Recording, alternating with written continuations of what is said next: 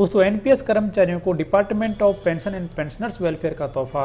अब मिलेगी उन्हें बाकी केंद्रीय कर्मचारियों की तरह invalid pension, disability pension, family pension के साथ साथ रिटायरमेंट कम डेथ ग्रेजुएटी। जी हाँ दोस्तों, काफ़ी अच्छी और राहत वाली खबर एनपीएस में कवर्ड लाखों सरकारी कर्मचारियों के लिए। क्या है पूरी खबर, जानने के लिए वीडियो आप देखते रहिए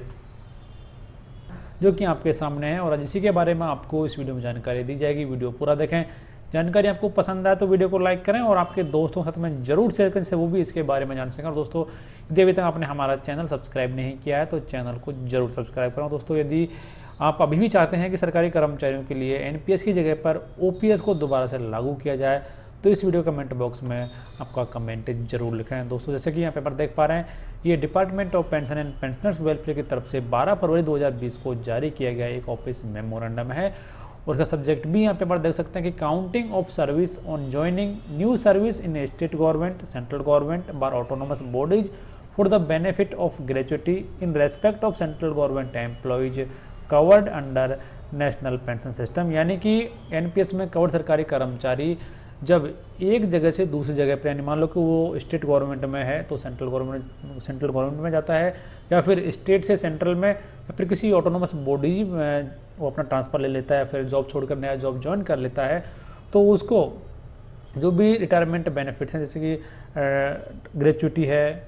फैमिली पेंशन है, इनवैलिड पेंशन है, इसका लाभ मिलेगा या नहीं मिलेगा, इसके बारे में यहाँ पर जानकारी इस ऑफिस मेमोरेंडम के द्वारा डीओपीटी की तरफ से।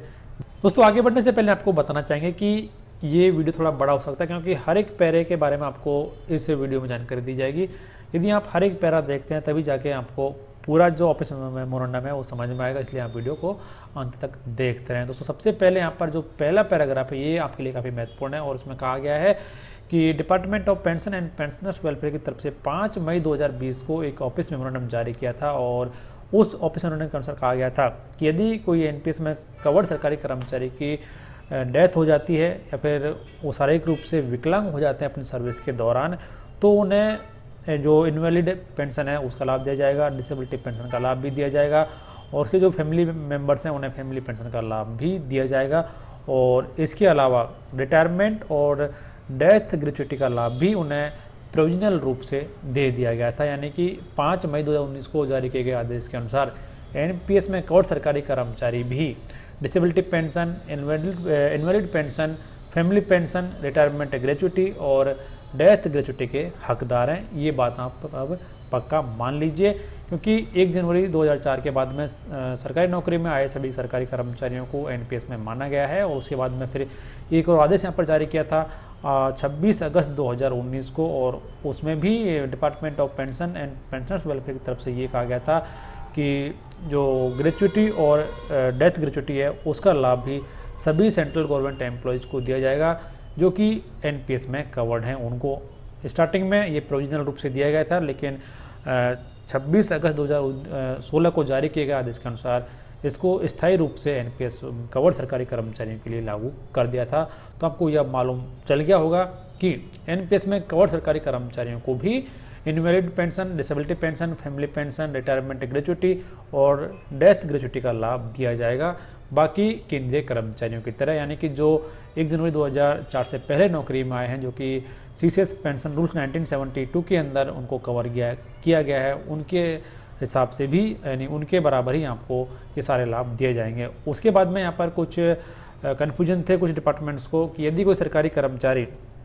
स्टेट गवर्नमेंट से सेंट्रल गवर्नमेंट में आता है जो कि एनपीएस में कवर्ड है, या फिर सेंट्रल गवर्नमेंट से स्टेट गवर्नमेंट में जाता है, या फिर सेंट्रल या स्टेट से वो किसी ऑटोनोमस बॉडीज में जाता है, तो उसके द्वारा जो सर्विस की गई यानी पास्ट सर्विस है उसको किस तरीके से रेगुलराइज किया जाएगा, खासतौर से ग्रेचुटी के लिए। तो इसके संबंध में एक क्लैरिफिकेशन यहाँ पर जारी किया गया है। सबसे पहले यहाँ पर कहा गया है कि यदि कोई सरकारी कर्मचारी सेंट्रल गवर्नमेंट में ही किसी दूसरे डिपार्टमेंट में जाता है तो उसकी सर्विस को सभी तरीके के बेनिफिट्स के लिए काउंट किया जाएगा। यानी कि उसने जहाँ पर पुराने डिपार्टमेंट में जो भी सर्विस की है उस सर्विस को ग्रेचुटी के लिए कंटिन्यू कैलकुलेट किया जाएगा, और there shall be no sharing of gratuity liability between the 2 departments of central government, यानी कि सेम आपको मिलती रहेगी। उसके बाद में यहाँ पर दूसरा जो पैरा है कि on mobility from a central government service to a state government service having national pension system with provision for retirement bar death gratuity for its employees similar to those in central government. The service rendered in the central government shall be counted for the purpose of grant of gratuity. Same provision shall apply on mobility from an NPS employee of the state government to central government. There shall be no sharing of gratuity liability between the central and state governments. यानी कि यदि कोई सरकारी कर्मचारी central से state में जाता है जहाँ पर एनपीएस का प्रोविजन है तो उसके लिए भी किसी भी तरीके की शेयरिंग नहीं होगी और पूरा बेनिफिट एक सरकारी कर्मचारी को मिलेगा ग्रेचुइटी का। तो ये भी यहाँ पर क्लियर आपको हो गया होगा। उसके बाद में तीसरा यहाँ पर है कि यदि एक सरकारी कर्मचारी जो कि सेंट्रल सर्विस में था और वो किसी central or state autonomous bodies में जाता है तो किस तरीके से उसकी ग्रेचुइटी को रेगुलराइज किया जाएगा। तो सबसे पहले यहाँ पर कहा गया है कि on mobility from central government service to a central or state government autonomous bodies service having national pension system with provision of retirement death gratuity for its employee similar to that in the central government. The service rendered in the central government would be counted for grant of gratuity.